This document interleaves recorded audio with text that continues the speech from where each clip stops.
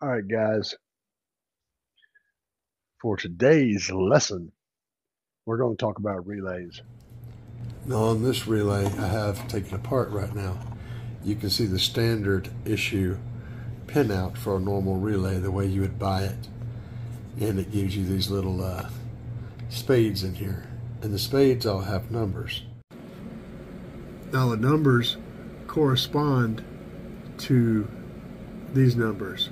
86 is your ground, 87 is your normally off, 87A is your normally on, 30 goes to the positive on your battery, and 85 goes to your accessories. So that means this is the trigger that turns the relay on.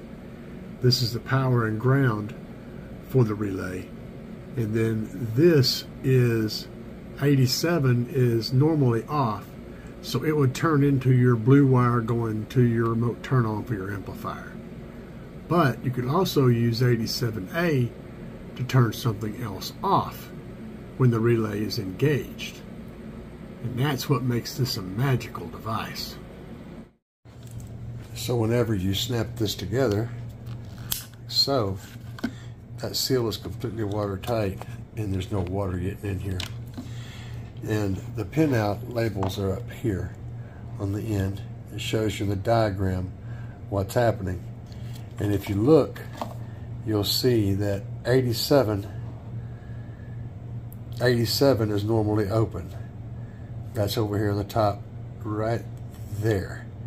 This is the normally open state. You notice 87A is closed. And one of the applications for relays, and then a couple of other possible applications for relays. The first one is a relay. A relay is a simple device.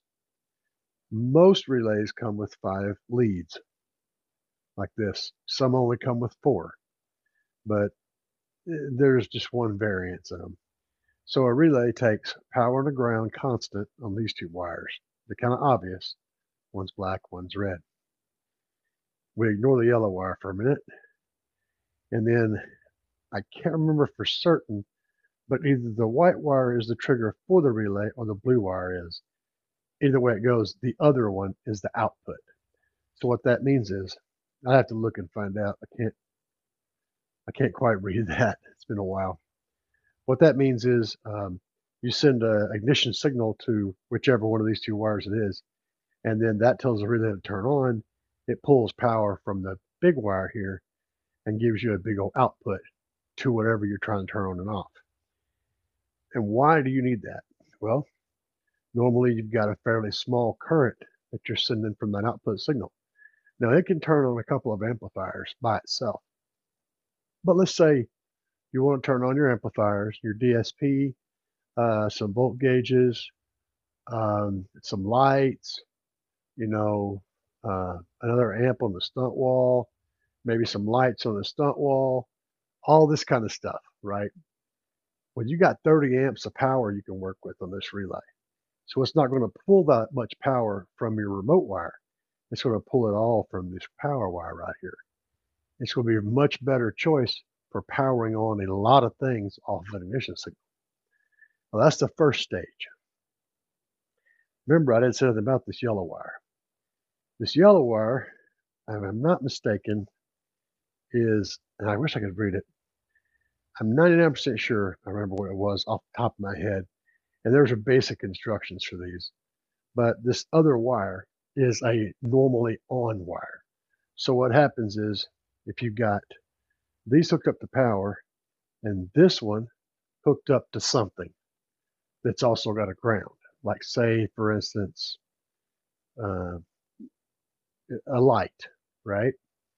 So it's powering a light. And when this switch is not engaged, when there's no power coming in on this remote, and this thing is off, that light will stay on. But as soon as you put power to the relay and make it click, this goes off.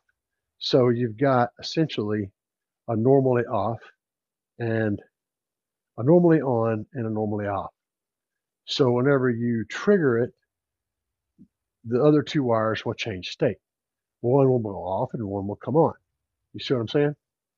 So that gives you the flexibility to do a lot of programming with a relay. And then you've got the possibility of using multiple relays.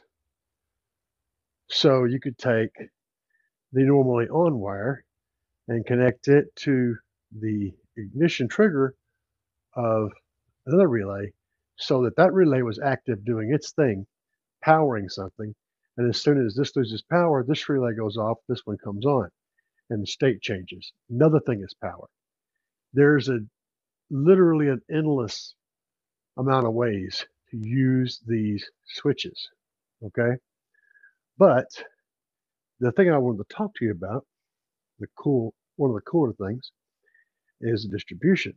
So you send that 30 amp signal back that you're turning on with your remote wire, send it back to this distribution block, and now anything you add, you've got a ground wire and a distribution for positive. You've got, if you mount this thing close to the back somewhere, back where this distribution block is, have it mounted, right? And you've got access to always on, you got access to a ground, and you got access to a wire that triggers off the relay. So you've got three different things that are important, right? Ground, an always on positive, and a triggered positive that's triggering off the relay with a 30 amp load potential. So if you have a small distribution block, you could have one section for triggered power, one section for constant power, and then one section for ground. That enables you to, at the back of your vehicle or under the hood or wherever it is you want to have this at, to be able to hook up easily any number of accessories to wire any number of ways. It makes the whole process of doing anything crazy, in the back of your vehicle, infinitely easier. If you're back there, man, you've already got everything wired. You've got all your wires run. You've got the vehicle built. It's really looking nice. You go, man, I wish I had a strobe light to turn on, when I turn the stereo on. Okay? Well, normally you would have to go, now I gotta go run this up. I gotta find the wire but no, you got a distribution block. You can go right over to your distribution block, pull a few wires up in there, hook them up, and you're all hooked up. You don't have to disassemble anything or dig through trim panels, under the carpet, none of that kind of stuff. It's all right there handy. And if you're going to add anything or change anything, change it in and out, this is how you do it. That little distribution block will be the end of all the things you have to do. So if you decide you want to pull out some lights, you can just pull them out, disconnect them from the block, and you don't have a bunch of wires running everywhere. It was all right there. And it's just clean as it was. It's a very handy trick.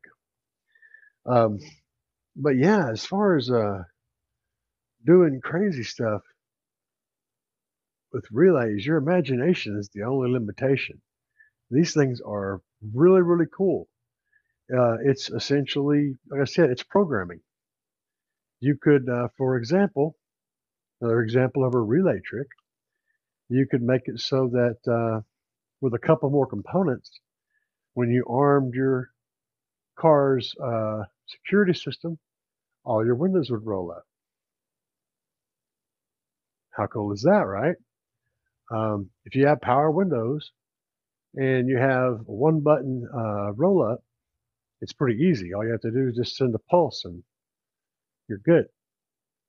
So it makes doing crazy things like that possible, all with these little cheap relays. Man, you could do so much stuff with them. So if you more experienced people in there, who are only watching me to critique the fact that I can't remember which one of these wires is the turn on and which one is yeah, I know.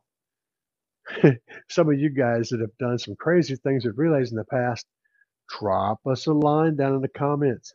Tell us about the crazy things that you've done with relays, the cool tricks you figured out, all the awesome ideas you had. And if it's you younger guys, you guys that are less knowledgeable, or some of you guys may be going, wow, I've never even heard of that. That's awesome. Hey, man, leave your comments down there too. If you have any questions, Myself or one of the more experienced people in the comments will help to answer those questions and get you on the road to doing some really creative, cool stuff with relays in your ride. Anyway, guys, I hope this was helpful and at least entertaining.